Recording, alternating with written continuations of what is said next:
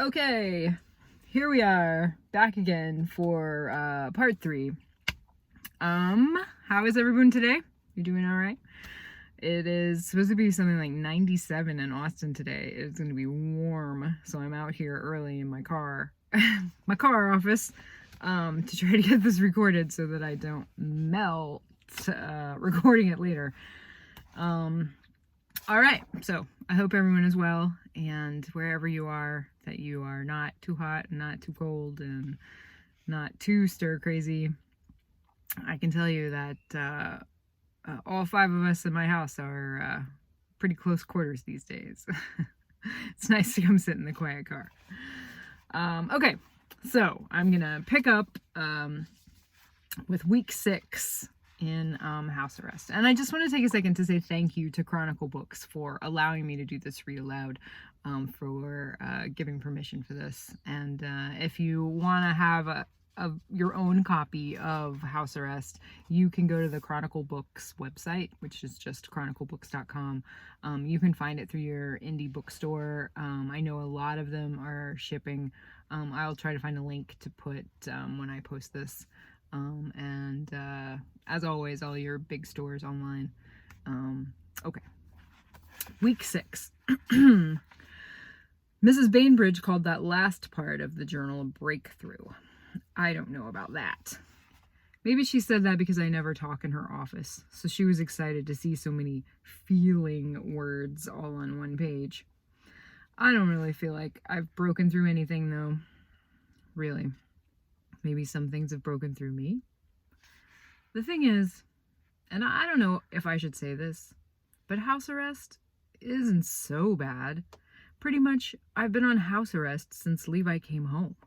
That's not bad, just how it is. It's not really safe to take him anywhere because of how germs make him so sick so fast. So, for months and months, we stayed at home. No movies, no football games, no restaurants. Well, except sometimes when Mom and Dad stayed with Levi and I could go out with Jose to the gross old mall and we'd go to Game Space so we could try out the new Halo until the manager would yell at us for being there too long and getting pizza grease on the controllers. Once we snuck into this movie and that one actor said every swear and Jose thought we were going to get in so much trouble. Timothy, we are dead if we get caught. But we didn't get caught. It was so much fun. You know what? Now that I think about it, house arrest stinks. Like way more than I thought before I started writing this. Stupid journal. Levi can't talk. You know that already. But it's not that he just lies around and doesn't do anything. He still cries and laughs. You just can't hear it. If you think about something that's so funny, you laugh and laugh until you can't make a noise. And so you sort of suck in air and make a clacking noise with your tongue and a kind of wheeze with your breath. That's what Levi sounds like when he laughs. When he cries, his face gets all screwed up in a knot and big tears roll down his cheeks and wet bursts come from the tube in his neck. He hisses, I guess, like a cartoon snake or a deflating balloon with lots of slobber in it. He gets so mad and can't make a noise. I want to make the noises for him because it isn't fair, you know. You should be able to scream when you need to scream. Mac and cheese for dinner. Again. Peanut butter but no bread. Again. Powdered milk and stale cereal. Again. Going to sleep hungry. Again. If Levi has to have a nurse all day, every day, and all night, every night, then why does he have Marisol only twice a week? I am not a nurse. Mom is not a nurse. We do our best. But we need sleep. Mom needs to work. I need better excuses not to do my homework, like a real kid. I was playing Xbox. My dog ate it. I forgot. Not, my brother has no nurse again. I like Marisol, though, when she's here. It's not her fault when she's not here. There are other sick kids, too, and not enough nurses. But still. Week 7. James says there are no rules for this journal. That is more confusing than a wide receiver throwing a pass, James. If I talk in football language, Mrs. B, maybe James will understand more of my words. For weeks it has been, talk more about that day, Timothy. Tell us how you feel, Timothy. Make sure we know you're not a nut job, Timothy. And now it's, there are no rules. Grown-ups are the worst. I hear these little noises, sniffs, and sad chirps, a hiccup, a blowing nose. Mom is crying downstairs. I made her cry, okay? I made her cry after I took the family photos off the mantle. I made her cry when I threw the pictures out the door and in the yard. I made her cry when I yelled, "He left us and he's never coming back, ever!" I said I was sorry after she stopped crying. I picked the pictures up out of the yard. I put them in the trunk of the car with the rest of his stuff I'm hiding in there. Jose came by on his bike, asked me why I was talking to the car, so I admitted it to him. I made my mom cry. It was me this time, not a Bill, not Levi, not just from being so tired. I admit it to you, too. I made her cry, okay? And then I apologized to a bunch of photos and stuff in the trunk of our car because I didn't want Dad to hate me. Maybe I am a nut job.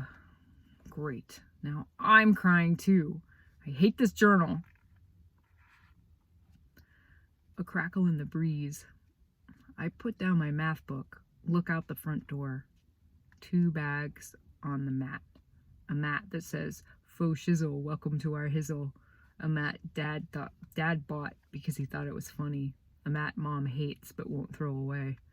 2 bags on the mat, filled with milk and bread and cheese and meat and even some Snickers bars. I look down the sidewalk. No one's around. I bring the mystery bag inside. Levi kicks his happy leg. Week 8.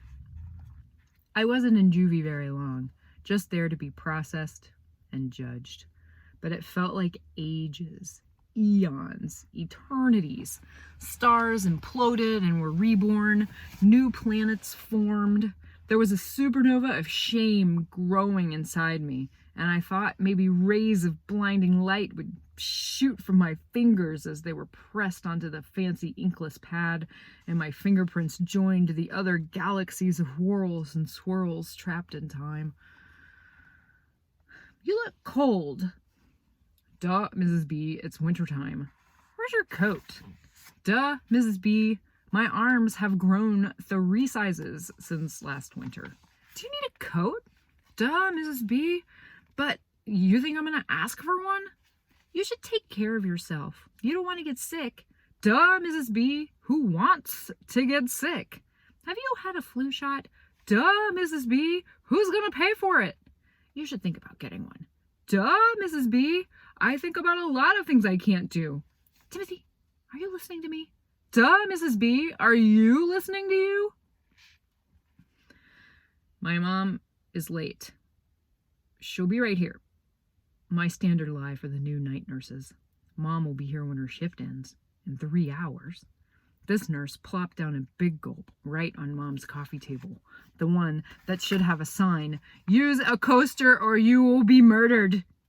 "Wow, Lexi is adorable. She's a cutie." I smelled cigarettes and onions when she opened her mouth. Actually, she's a he, and his name is Levi. Onion Mouth wrinkled her nose, flipped through some pages, sipped her big gulp. "Oh, right, the heart kid." I shook my head. "Airway kid." I pointed to the trach. Onion Mouth smiled. "Where's your bathroom?" I pointed down the hall. Then I called Mom. "Forget the overtime. Please come home. You have to fire the new night nurse." I know. But she's bad. Real bad." "Okay. Sorry." I know. Bye." Marisol has these crazy fingers. They're long, like longer than normal, and they wrap around things, like maybe she has vines growing inside her. This afternoon, her fingers were twirling crazy shapes in front of Levi's face. She's teaching him sign language. She's giving him a voice.